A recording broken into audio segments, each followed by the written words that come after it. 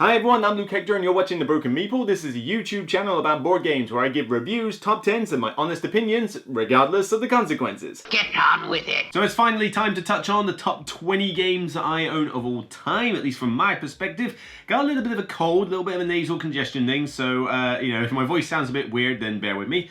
But should be able to get through this video just fine. And yes, I've been doing the previous videos in batches of 20 because I wanted to sort of get to the high ones, like the really high ones, as fast as possible, and everybody's been into that format. So I think we'll be glad we stuck to that. But these next 20, I want to do in batches of 10. Not to say that I'm going to spend like loads of time on each one and have it an hour-long video, but I just feel like these 20 should be talked about maybe in a little bit more detail for each game. And I just think, maybe for like teasing purposes, it's better to have them in batches of 10 rather than reveal all 20 at once. So, without further ado, let's get on with the 20 through 11.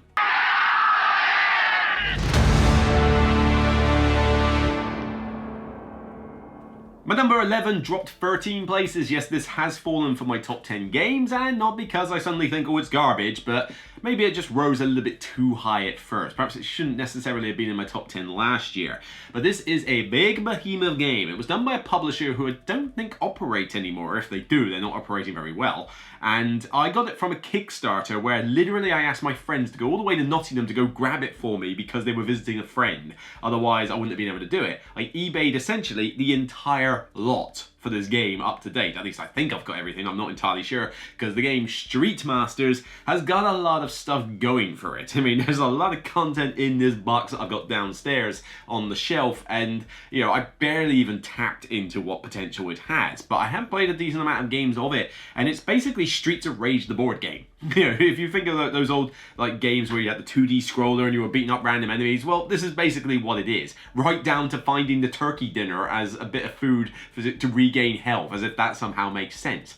But the feel of the game is very straightforward. You basically have a scenario, a map board, some villains, but a particular villain group, like a syndicate or a ninja gang or whatever, like a techie terrorism or something. And the idea is that you have to take out the boss. Well, to take out the boss, you have to thin out the minions, you have to attack the boss directly, they're also attacking you, but you have a character from a plethora that you can choose from, each with its own personalized deck of cards, and basically with these cards you maneuver around the map like skirmish mode, and attack the enemy and do really cool combos while building up special powers. I mean, it is like taking Streets of Rage, Street Fighter, and all those sort of types of games and putting them into a board game and paying good homage to them.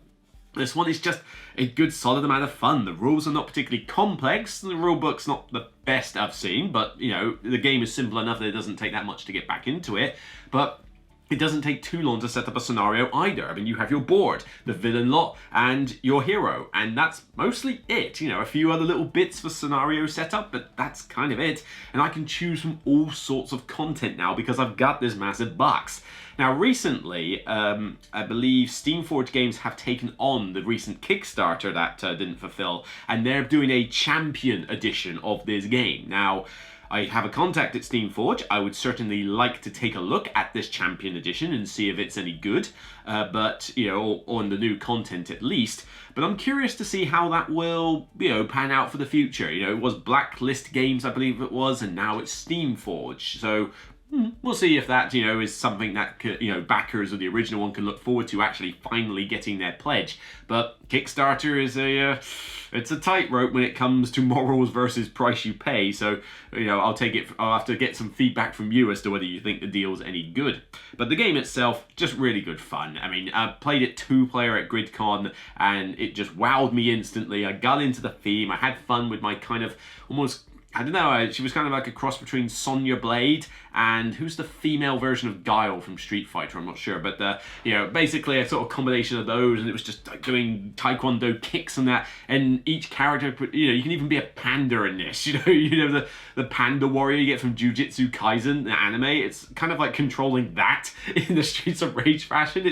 There's a lot of really cool stuff I can do with this, and I barely barely scratched the surface. But maybe top 10 was a little bit high before, but certainly it's definitely at least now in my top 20 games, because I just like to bring this out solo every now and again when I just want a cool little skirmish beat 'em up. Other games have tried before, like Vengeance, Roll, those sort of games, but they were too faffy, there was too much going on, or just too much dice chucking in at. This one I feel like you've got a really cool sort of card system with, with the mechanics in it, and it works very well.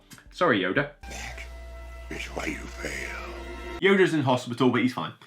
So number 19 has gone down 2 places. It's pretty steady from before. There's no real change here. But this is, I believe, my favourite space-themed game. I mean, you could argue one coming up is spacey themed, but if we're talking like going around space in a spaceship and doing stuff and exploring and dealing with aliens and all that kind of thing, then this is my go-to space game, okay? It's the one that is the perfect match of theme, aesthetics, complexity of the rules, length of the gameplay, interesting mechanics used, and retaining a good sense of theme regards it. And of course, it's Empires of the Void 2. In fact, why don't we grab this one out to showcase? Because I don't normally showcase these games in this top 100, but I mean, the cover alone is just gorgeous with this one. And this is Red Raven Games, second version of a game that I used to play a lot. I used to play the original Empires of the Void quite a bit and really loved it, because the idea with this game is that it isn't so much exploratory, because most space games can't do exploration. They just say, go here, flip a token and see what it does. Well, that's in this game, but do you really class that as exploration? Not really. But the thing I loved about this one, besides the fact that it's like gorgeous and I've got so many pieces, I've even like Plano boxed it in order to keep some of the tokens together, but the artwork in this is so gorgeous that, I just look at it on the table, as you can see from the photos, and just go, I'm just drooling and salivating over this game whenever it's out. But the idea I love with this is that you meet all these really cool alien races. Hello, my baby. Hello, my honey.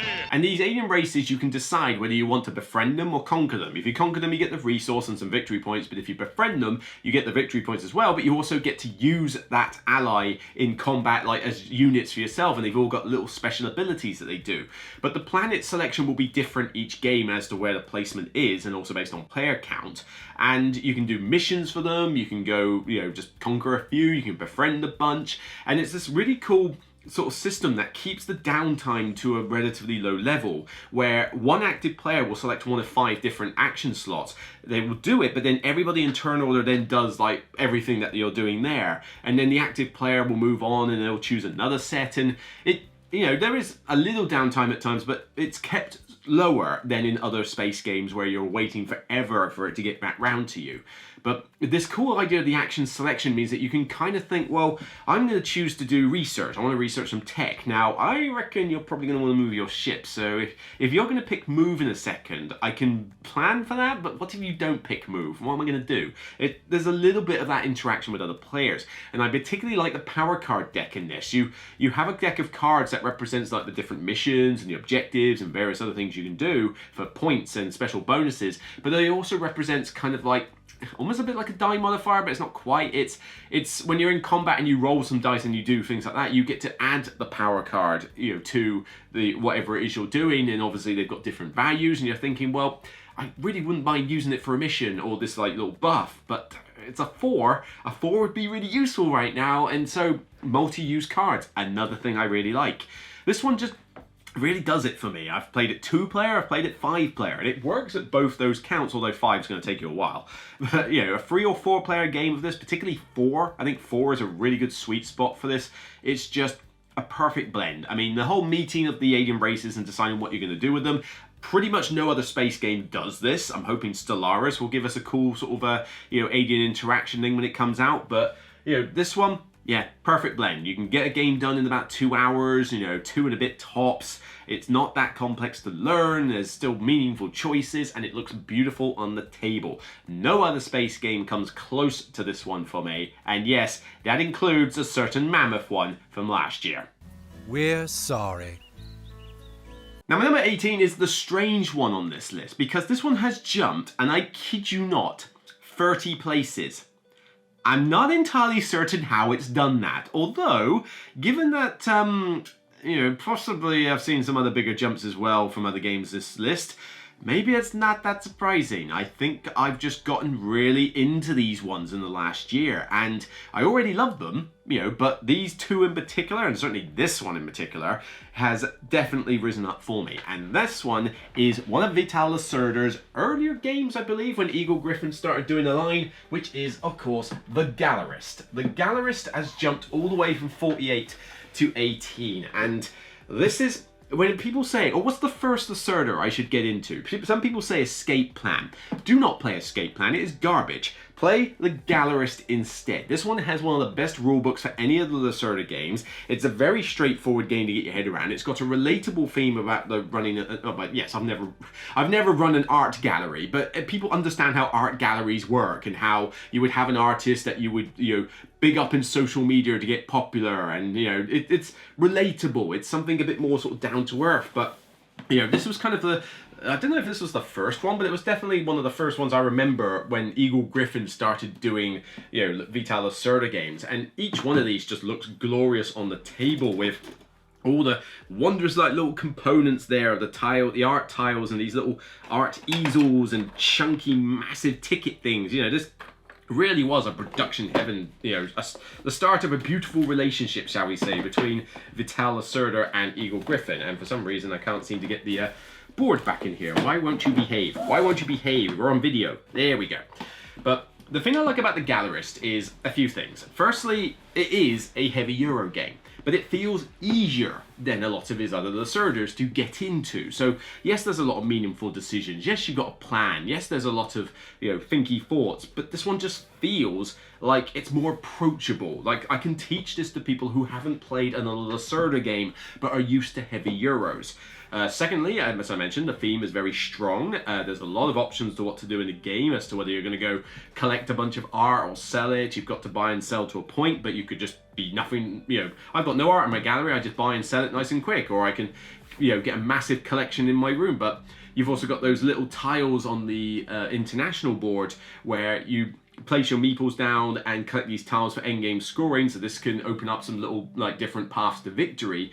But the other thing I love with this is the amount of interaction in this. The interaction with other players is pretty high. Not direct, oh yeah, I screwed you over, but there are some, milestone-like objectives you can grab. There's, taking the certain workers from the middle when somebody else wants them, and there's the column majorities for scoring. But I'm talking about probably the best feature of this game, which is the kick-out mechanic. When you place your worker down, there's only 4 spots. You essentially get to do one of 2 actions at the location. Now, if somebody comes along with their worker and bumps you off, you have the option to pay influence to then take another turn or an auxiliary action after they finish theirs. And so you are aware of where you are kicking other players out. You're also thinking, well, this other player is probably going to want to come and do something with an artist. So if I go there and do something, then, okay, I'll do this now. I'm hoping that you're going to come along, bump me off, and then I'll pay this influence so I can do something else there. And there's a little bit of push your luck into that aspect,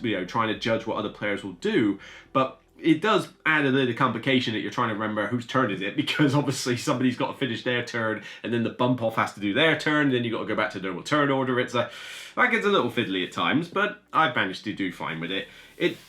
But it means that the amount of downtime is still kept to a minimum usually, because you get these extra turns and it allows you to pull off some good combos. Add to the fact that this one is a relatively straightforward one to learn the rulebook, because the rulebook is brilliant. I think this is one of the ones that Paul Grogan had his hand in, and it's so easy to get into this game even after a break when you've not played it for a while.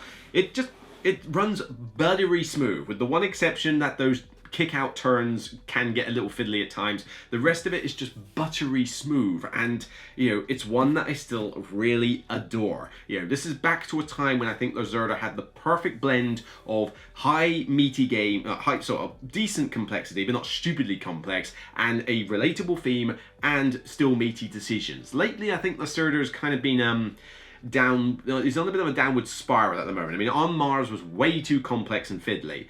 Weather Machine just didn't have a relatable theme, and hell, I mean, unless you're in that particular industry of researching and stuff, you wouldn't even know the game even had a theme. I certainly didn't at first. And the recent one, Inventions, I didn't think was that good either. It just felt like more of the same. It's just regurgitating old hash. So that one didn't seem to impress me much. I have no idea if Speakeasy, the new one's going to be any good. I'll give it a try, but, you know, when I think Speakeasy, I keep thinking of Escape Plan. Are they the two same themes? I'm not entirely sure. I haven't really looked at Speakeasy that much because, again, don't want to look at Kickstarter previews for the most part. I want to get the game when it's released and try it out then. But certainly, if you want to get into the Lacerda games, start here. Oh, Jesus! Oh, God! My number 17 has dropped 3 places. Whoopie-doo. This is pretty much going to be a staple in my top 20, certainly in my 20 to 11 for years to come. It's probably my favourite Uwe Rosenberg game. That looks pretty convincing. Yep, definitely my favourite Uwe Rosenberg game. And it's certainly my favourite farming game as well. Yeah, there's no other farming games on this list, so this is the pinnacle of the ones I like. And for some people it's Agricola, and for some people it's Caverna. I've already mentioned Caverna. And for some people it's Feast of Odin. No, it certainly isn't that one. You know, as much as I like it fine, it's not like top tier. I'm sorry. No, it's Tetris with a theme pasted on. It's not a farming game. But Fields of Arle, over there. Oh my god, I love this farming game. This one is the ultimate sandbox for Euro gamers. It's like everything you could possibly think of in a farming related game, and then some, is in this game. I mean, I can build up a farm with animals. I can grow grain. I can grow reeds or whatever they are, you know, for, you know, roofing and stuff. I can make leather clothing, wool clothing. I could drain out all the ditches and expand my land. I could gather peat from the various bogs and use that to make fuel. I can milk the cows and sell that off. I can trade with local neighbouring towns and get points and bonuses that way. You know what? I could build a couple of vehicles, get a little vehicle cart and start ploughing. You know, I'll send a ship off to, you know, a different country with the expansion and start exporting stuff there. But you know what? I also kind of feel like bigging up my toolkit. So, you know, now I have an oven. Now I have a really good oven. Now I've got an axe. Well, now I've got an even better axe. And maybe I'll chop some wood down, and I suppose I could bake some bread later. Oh!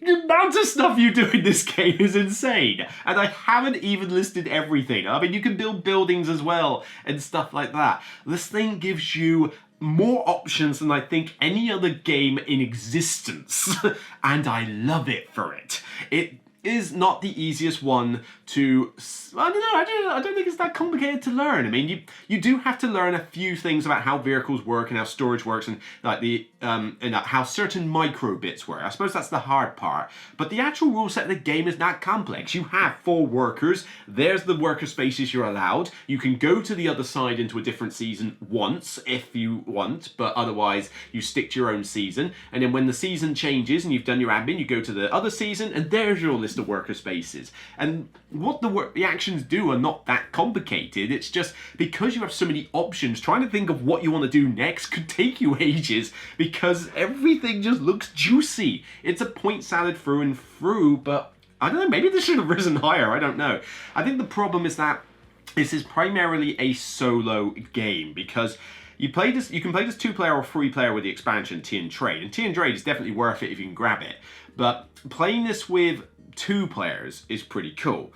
3, there is a quick start rule to playing it with 3 players, and it still works, but you don't have a ton of interaction in the game apart from just blocking each other's spaces, and 3 players is going to require one hell of a big table, and of course possibly make it a bit of a longer game, but it's hard to say how often I would play it with 3. 2 certainly does work well with 2, but I don't get 2-player games to the table very often, so therefore 1 player is the way that I tend to do it. I just feel like doing a massive sandbox Euro, see if I can get a really good score, and I can decide what I want to do. I mean, give me all the options and I will try and pick what I can. It is definitely one for sandbox players. If you want a tighter experience, then by all means go play Agricola or something, because that's probably more suited to you. But, you know, as much as I like Caverna for giving me a slightly more open-ended farming game similar to Agricola, this one just gives me the ultimate farming sandbox with no equal. There'll be plenty of time to discuss your objections when and if you return. 16 has dropped 12 places. It used to be my number 4 game, and I still really love this game, but I think this one's dropped because other games have come into the mix, but I haven't played this one in a little while, so perhaps it's slightly filtered because of that. And there's the other aspect that this one really needs both expansions for me to want to play it. I never want to play this in its base game form, and that is a little bit of a way of hurting it. And this is a big sort of sea water, it's hard to say, it's an underwater fantasy type theme. It's card tableau, it's probably a bit too big for what it actually is. It's mostly a card game, but Abyss is still really good fun. It's just a very simple rule set of collecting these little sea creatures and using them to acquire different lords with special powers, instant abilities, ongoing, endgame scoring, that kind of thing. And first person to get 7 of them triggers the endgame, job done. It's very simple rule set because you've only got one of 3 actions that you do. Go to the depths, seek help from the council, or go get a lord. That's it, there's your 3 actions. But with all the different special powers that you've got, plus the little bit of interaction with players, like when you go to the depths, you flip the cards and then other players have the opportunity to pay you the pearls to take that card before you get a chance to. And it's like, well, I would have liked that card, but you've given me some money, so fair enough, I'm good for later. But, do I want to drag this on and carry on as long as I can to get the perfect card, risking that I might get something rubbish later, or perhaps end up against the monsters, which are not great, or do I, take it and just deal with it? Because the more you reveal, the more options you give other players. And that's what kind of Abyss and Abyss Conspiracy, the little spin-off, do really well. This concept that, you can have more options, but if you do, so do all the other players. Do you want to give them that kind of leeway? And it's that cool little decision. Looks gorgeous, the artwork is beautiful. I love how this looks on the game, particularly with the play mat I've got. But I mentioned about expansions, Kraken, Leviathan. I have done 2 Beyond the Base Game videos for this. In fact, I actually think the Abyss expansions were the first ones I did in the series. I think that's what actually kicked off Beyond the Base Game, was Abyss Kraken and Abyss Leviathan. Is it called Leviathan? I think it's called Leviathan.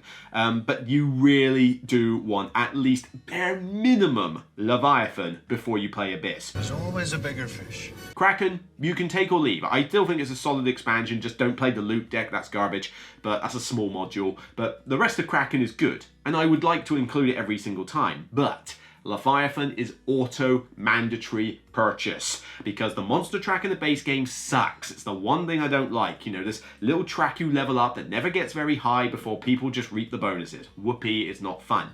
Leviathan's has you basically every time the monster comes out of the depths able to go up and fight the thing so that you can get more points, get some benefits, and potentially become like the Scourge of the Sea. But the Leviathans look fantastic on the cards, and it just makes the whole monster encounter a lot better because it replaces that whole track mechanic with this new one, and it's not a difficult thing to teach in the game. Certainly, you must get that expansion. And like I say, check out my 2 Beyond the Base videos for more details on each expansion, but yeah. Maybe that's the problem, because I see Abyss on a shelf and I don't want to take it off and play it and show it to people because I know it's just a base game and I must have that expansion. So I've got to bring out my copy to show people, and I expect that's probably why it's fallen out of my top 10. But come on, it's still my number, it's my number 16. Give me a break. My number 15 has dropped from 11. It's 4 places down. Maybe it could fall down a little bit. I haven't played it as much lately, but this one is the game that several people love to love and the majority of the world love to hate. Yes, this is the one that turned up a lot in social media, and although at the moment that's Voidfall, in previous years this was the approachable light game that everybody wanted to talk about, and of course with the new dragon-themed one, oh boy, that's going to be fun. Wingspan is still a really solid game. I get if you don't like it, and I get the whole idea that if you saw it spammed everywhere on Facebook, it got on your nerves, because trust me, Voidfall's doing that to me in spades right now. But Wingspan itself is still a great, fun, approachable game. I love the bird theme. I really don't get why people are like anti-bird. I mean, what did birds ever do to you? Did the pigeon crap on your car, or did a seagull nick your fish and chips one day or something? Is that and suddenly you hate all birds? We killed them and ate their livers. I don't know, but birds are a nice theme. They're animals. They're cool. Birds are cool. But the the game itself, just that cool card tableau system. You play the cards on the row, actions get better as you do so, the artwork is beautiful, the rules are straightforward, there's meaningful choices, a little luck of the draw, but it's a light game that should take you 60 minutes. It's great, and with the variety of birds that are now in the game, it's still a really enjoyable one for me. Now, has everything for Wingspan been great? No. I mean, I really like Oceania with the new revised boards. I think they're an auto-include. Nectar is kind of hit or miss, and Asia had that like revised 1 to 2 player mode, which is fine, but honestly I didn't really play Wingspan solo that much anyway. I prefer to play this with others, and it wasn't worth the cost of the expansion. But the whole flock 6-7 player thing, that was complete garbage. Who the hell cried out for a 6-7 player version of Wingspan? I don't know. I want to be a fly on the wall in that focus group where Stonemaier must have supposedly done research to think that people asked for 6-7 player Wingspan. I don't know.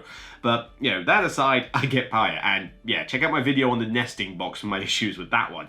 But the game itself, I still, as much as I rag on those aspects, I still love playing Wingspan generally. Base game with some expansions, add some more birds, but particularly with the Oceania board. It's still good fun. Now, I have, thanks to a fellow viewer, managed to have on order Wormspan. So Wormspan is en route, and I will be giving it a review. It's not a review copy. This is paid out of, personal funds to do this. But everybody's going to want to know my thoughts on it and whether it's a giant cash grab or not. And, well, the only way I'm going to do it without having to wait till the end of March is to order it now. So fingers crossed that comes in soon. But, Wingspan itself, still really good fun. Still really enjoy it. Just light, charming, beautiful, and elegant. It doesn't feel like a clunky game. Although I have introduced a house rule into this. You might want to borrow this from Mark Nova. Check out my top 10 house rules videos for a bit more detail, but in layman's terms, you basically keep your starting 2 gold cards, and you discard 1 of your gold cards that you've acquired at the end of round 2, not at the start of the game. It's borrowing the whole thing from Mark Nova. More details, check out my top 10 house rules videos, but if you put that in, it really does improve those gold cards a lot. But, a slight little house rule fix, not a big deal. If it's not in the game, I don't mind. I still just really enjoy this bird-themed game. I don't care about dragons, but I like birds. Dracarys. Number 15 has risen a place. One place. Yeah, it's pretty static here. I mean, it's unlikely to be a top 10 game for me, but it certainly is hovering in this area because this was released at a time when the whole deck building sided with worker placement like malarkey started booming, and everybody compared this game to another game which I don't like anywhere near as much, and this is the one that I consider to be the best. Although frankly, the two, other than the fact that one uses worker placement, the other one uses and also deck building, and they both have that together, that's the only way you can really compare the two. But my personal favourite, down there, with the expansion, or all expansions, is Lost Ruins of Arnak. Arnak is just a really good, fun, worker placement, kind of, resource management game of efficiency. You've only got 2 guys that can go out into spaces, but you've got the research track, you've got these different cards you can buy with special abilities and such, and the idea is that you're trying to get as much as you can done in each of the 5 rounds as you progress towards the end and get the most victory points. But it's such a smooth system. The rules are very easy to learn, and the iconography is very intuitive, and you've got a lot of different paths to victory that all work. Some people like to say that the research track is like mandatory and you must get to the top and then you'll win. Not true, okay? I'm not saying you can ignore it entirely. I mean, that's probably something that's going to be quite tricky to do, but you don't have to race to the top to do well, because if you do manage to race to the top to do well, you're not doing well in other aspects. And I've had games where I've been higher on the research track and still lost because somebody has done other things well. So you can explore a ton for a lot of points. You can buy a bucket load of cards. You can, kill a bunch of the monsters that you find for points. There are other things you can do, particularly with the newer research tracks, from the expansions, to do cool stuff. I mean, hell, I think Paul Grogan and I did a playthrough on his channel recently for a 2-player Arnak, and you can see that I think I went more heavy into research, but I still lost to him because he was doing other stuff better. So, there is ways around it. player powers, these new people that you can use with their own little board and own little cool mechanics. They're really cool. I mean, I've liked them all. And recently the solo expansion, the newest one that gave you a solo campaign, really good campaign. I mean, it's okay, the after effects of the campaign are not that interesting, you know, crossing off bits on these little tracks to get a few bonuses and that, whatever. The story is not exactly a, you know, gripping story, but the scenarios themselves throw some really cool twists into the game to change up the rule set that you're used to for a solo mode, and again, keeps it very fresh. I really enjoy it. It looks beautiful, it's elegant, it's smooth, and gives me a lot of cool options. And actually, as much as I do find it a bit when deck building gets shoehorned into a game just to add mechanics, I still like the way that this one works, because I do feel I've got a little bit more control over what cards I'm drawing and what I'm trashing out of my deck. Something that Dune Imperium struggled to do, or at least struggled to do efficiently until maybe it got to its second expansion, and then it got a little bit better at it. But yeah, Lost Ruins of Arnak is still a solid hit with me. Do I need more content for it? No, I think it's at a good place now. I mean, you can release more solo scenarios for it, and I'll download those and I'll play them, but I think 2 expansions is enough. You don't want this hitting bloat, okay? You've got a solid hit on your hands here, 2 really solid expansions. Stick with that. Everybody got that? Number 13, down from 10, is basically, I think, my favorite drafting game. I mean, there is no equal to this, and I've done a recent list on closed drafting games, so you already know what this one is. Of course, how can you get any better than, of course, the original great 7 Wonders, which, oh, cool, blimey, it's wedged into this particular cube. Because it's heavy, because I've got everything for this game. This is the 2nd edition version, it's within easy reach, and I'm not going to get it all out, but once you get past the plethora of rule books, which, yes, it is a bit of an iconography nightmare at times, here you go. Everything that I need for 7 Wonders in there, with a folded space insert, the newest expansion, I forget what it was called, Edifice, metal coins, tokens, sleeved cards, the Armada ships, the anniversary packs, and that. I've got it all in here, and I just love this game, whether I play it in person or on the app. The app is very good as well. You can get a very quick game of 7 Wonders done on the app, and that, you know, equates to really good fun. But even with a lot of players, or particularly my favorite player count, 3 or 4, so you get a chance for the cards to come back round, this one is still just a blast for me. And I get it, it's not a gateway game. You know, the iconography and what you do to do well in the game is a little bit hard for new players to grasp. I will give you that. And certainly when you throw in the expansions, there's a lot more iconography to learn. But when you're in my position where you've played this game enough that the iconography is pretty much second nature to you, and you've only got to check the occasional one, if you can find players who know this game well enough to be in that same boat, oh my god, you can just get through these games so quick, and they're so much fun. It is such a blessed relief when you get 3 or 4 of you that have played Leaders and Cities before, my 2 favourite expansions that I'll always use. I mean, Armada's good, and Edifice is fine, but, you know, if I'm going to throw in expansions and just say, right, these are the only 2 we're using, it's Leaders and Cities without a shadow of a doubt.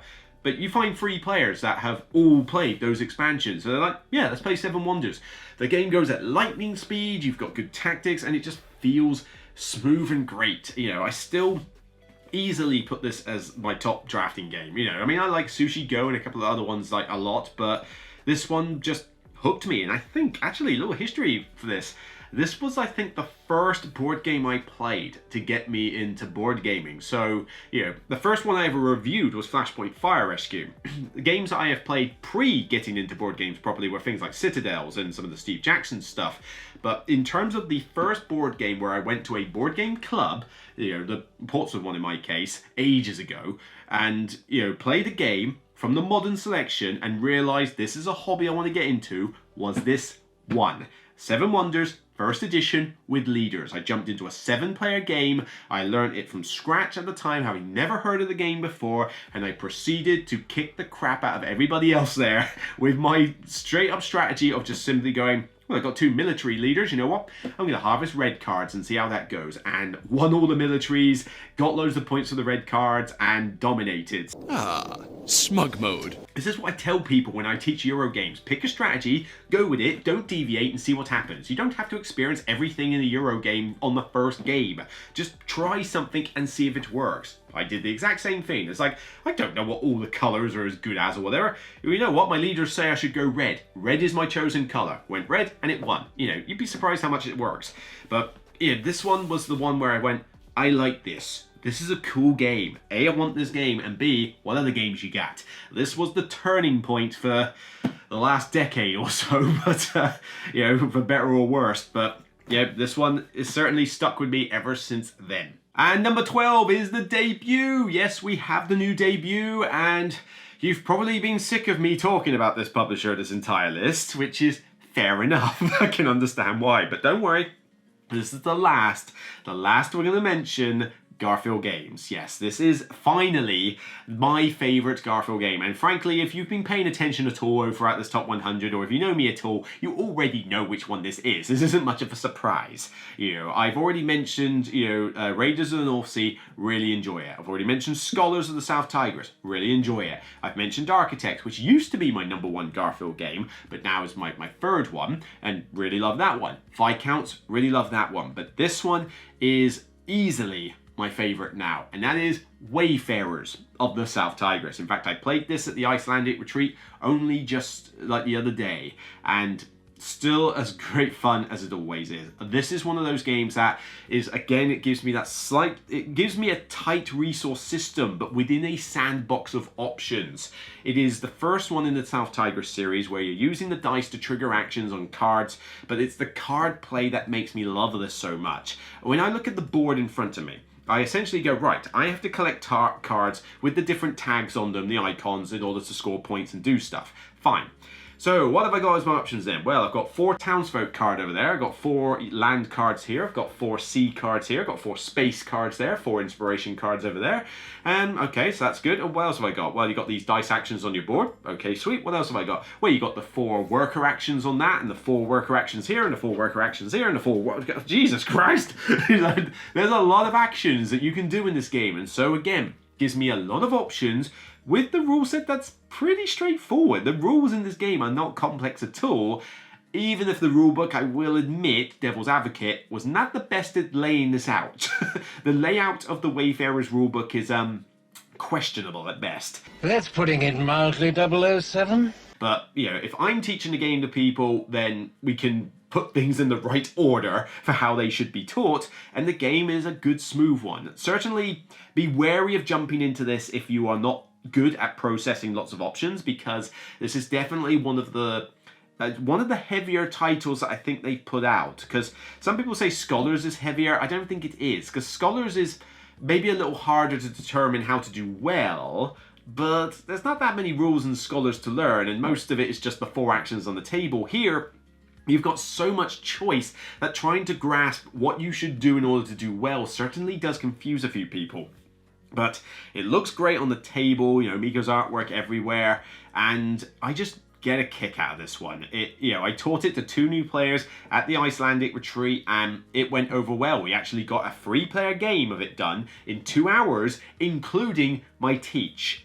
Pretty impressive for a Euro game to get it done in 2 hours with only 3, with a teach as well. And we had to get it finished in that time because it was the last game I played before I had to run off and go catch my plane. So yeah, it was mandatory that we had to finish. And granted, I probably did do a rush strategy near the end to get to the end game trigger, but still, the longest that game would have taken is about 2 hours 20 minutes, which is still a decent length for a heavy Euro with a lot of card choices. It's been tussling with Viscounts and Architects for which is going to be my favourite Garfield game, but I think it just has to be Wayfarers because, Architects doesn't necessarily work at the lower player counts, and Viscounts, when you get to higher player counts, can take a bit of a long time.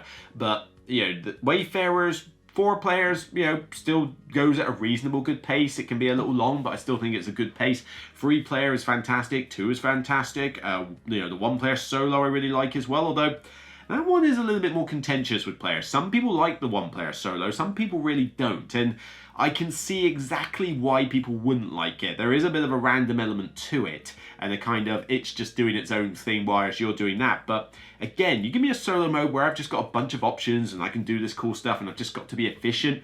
I do like those solo modes. I'm not a fan of the whole beat your own score thing. You still have an AI to fight, so I have a target, but this one is kind of like, wow, I've got all these options here.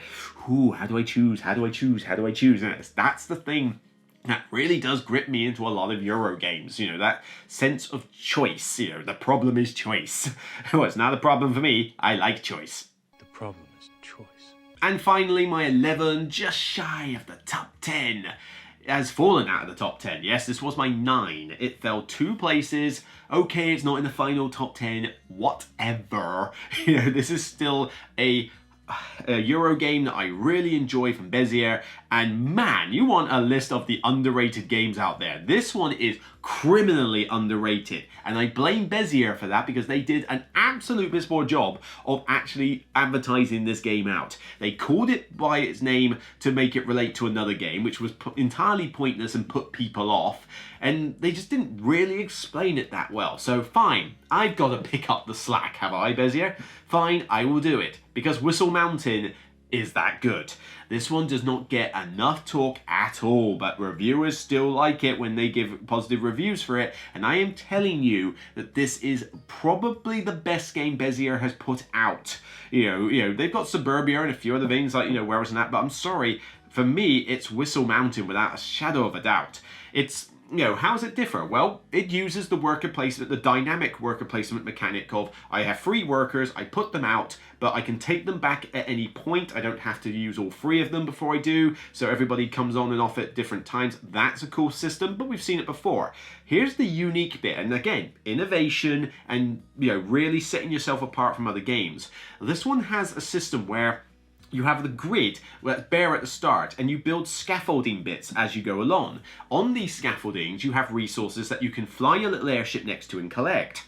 And on the scaffoldings, when they're grouped together, you can build these machines, which are other spots that you can land your machine on or next to and trigger their effects. This is a worker placement game where you effectively build the worker placement board from the ground up as you go along.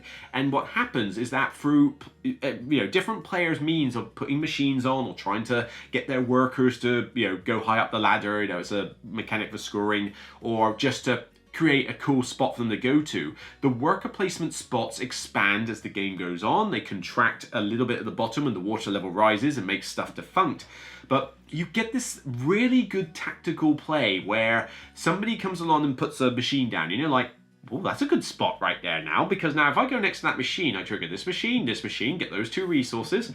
Oh, that does sound pretty good. You know what? I'm going to go there now. And so you create worker spots, whether intentionally or not, for that players can really just go, tempting. And of course, if you're not the only person to notice there's a tempting spot there, well, who's next for a ship? And it's like, that looks pretty sweet. Oh, dang. Well, you better get off it now because I want that spot. And of course, that brings back that whole dynamic worker placement in. There's a fan-made solo variant for it, which is, I think it's fan-made. It's decent. I would play it solo now and again, but for me, this is a multiplayer game through and through. 3 or 4 players, I think it does really well, and it doesn't take too long. I mean, 90 minutes to 2 hours tops it should take.